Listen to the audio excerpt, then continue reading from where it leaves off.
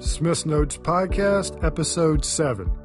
In keeping with the theme of coordinating the episode number with the book title, today's book of the day is The 7 Habits of Highly Effective People, Powerful Lessons in Personal Change by Stephen Covey.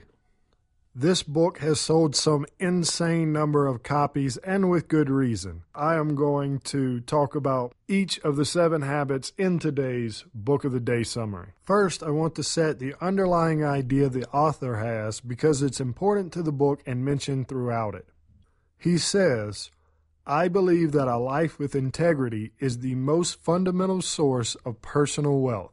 Personal integrity, which is also one of the 6 pillars of self-esteem. Mr. Covey also says, private victory precedes public victory. If we want the joys of outward success, we must first master ourselves. Now let's get into the 7 habits. Habit number 1, be proactive. Be the creator of your reality, not just someone in it. Reactive people focus on things they can't control. They are complainers and whiners. The reason for their situation is always someone else's fault, typically the government or corporate America. Reactive people also have impressionable minds. These are the people that the media thrives on because reactive people don't want to hear success stories or how some entrepreneur made $300 million selling his business. That entrepreneur must have been screwing over someone because that is the only way she could have gotten that much money. They want to hear the bad news because it makes them feel better about their life. This is also referred to as the poor person mindset or victim mentality. They believe there is a limited number of everything, especially money, and anyone getting a lot of it is not doing it honestly and taking away from others. Conversely, proactive people take responsibility for their life. They know they are able to respond to situations in the way that best suits them. Proactive people do not blame circumstances and conditions. They focus on what they can control and don't worry about the rest. Habit number 2, begin with the end in mind. I talked about this in detail on episode 2, the book The One Thing by Gary Keller, and he calls it goal setting to the now. This idea is not new by any means and phrased in many ways, but basically, we need to know where we want to end up to create a plan to get there. We need to have a someday goal and work backward to what we need to do today to reach it. You can get the full idea behind this in episode number 2, the summary of The One Thing by Gary Keller. Habit number 3, putting first things first. This is a good one. This one will put into perspective what you have been neglecting. Things that matter most should never take a backseat to those that matter least. There is often a terrible disconnect in what we say is important and how we spend our time. In the book, there is a great chart that shows good areas to spend time and bad areas to waste our time. It's a simple chart, so I should be able to explain it to you over audio. Imagine a square broken into 4 quadrants. Quadrant 1 is urgent and important items. These are the things we need to take care of now. Deadlines, sickness, car accidents, the things that stress us out sums it up nicely. Quadrant 2 is the not urgent but still important items. These are the things we need to tend to on a regular basis. Relationships, health, personal development. Quadrant 3 is not important but urgent by someone else's standard. This is the things that take our attention away from important tasks. These are emails, phone calls, knocks on the door that break our concentration and require more energy than they should have. Quadrant 4 is the not urgent, not important stuff. Facebook comes to mind for this one. These are the time wasters. Ideally, we want to spend our time in Quadrant 2 doing things we enjoy but that are not urgent. Unfortunately, we spend too much time in the other 3 quadrants and ignore the second one. A good exercise is to do a quick assessment of how much time you spend in each quadrant. Then find ways to spend more time in Quadrant 2.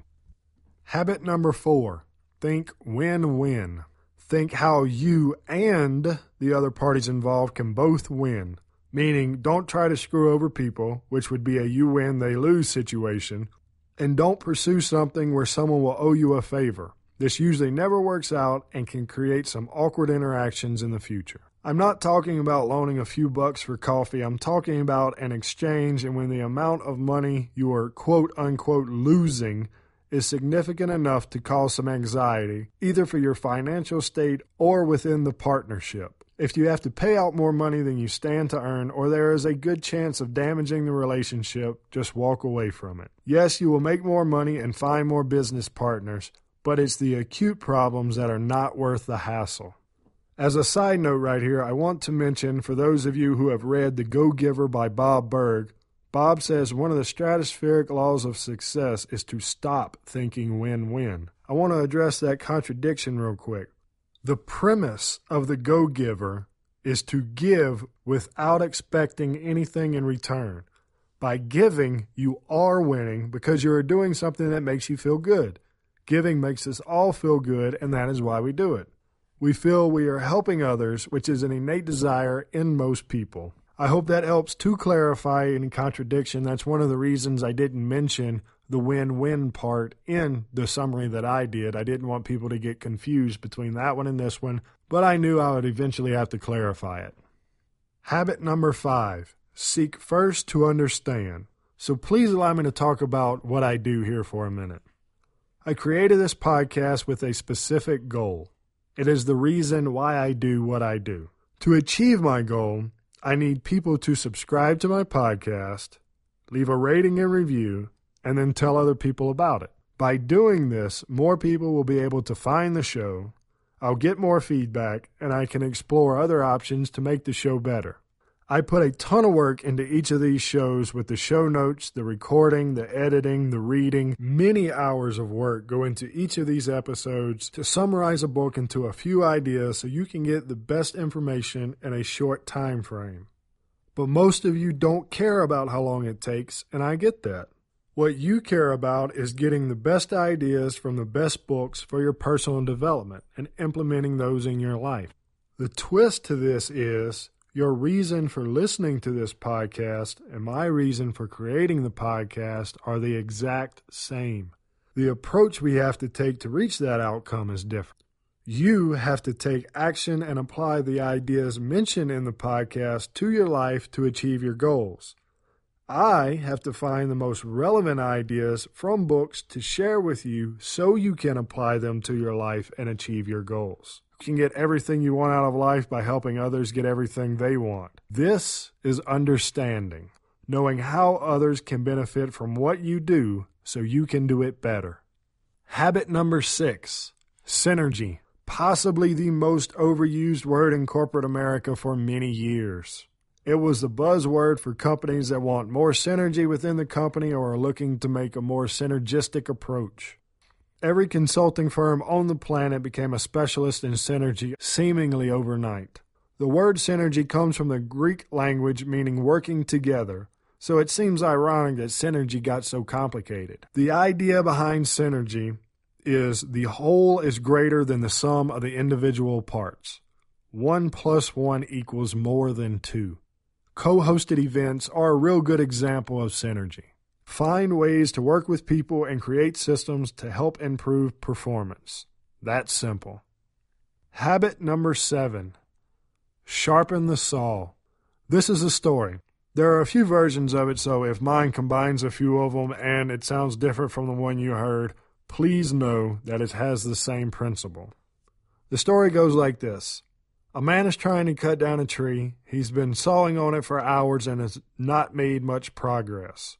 Another man suggests that he take a break and sharpen the saw. He tells him the dull saw is not having any effect on the tree. The man cutting the tree replies, "I don't have time to sharpen the saw. I need to cut this tree down." The visual from that story can be funny and dumbfounding at the same time. The obvious thing to do is to stop and sharpen the saw, yet most of us live our lives in the same way by not taking care of ourselves. Back to habit number 2, putting first things first. Brad Feld, a venture capitalist and managing director at the Foundry Group here in Boulder, has a very interesting approach to this.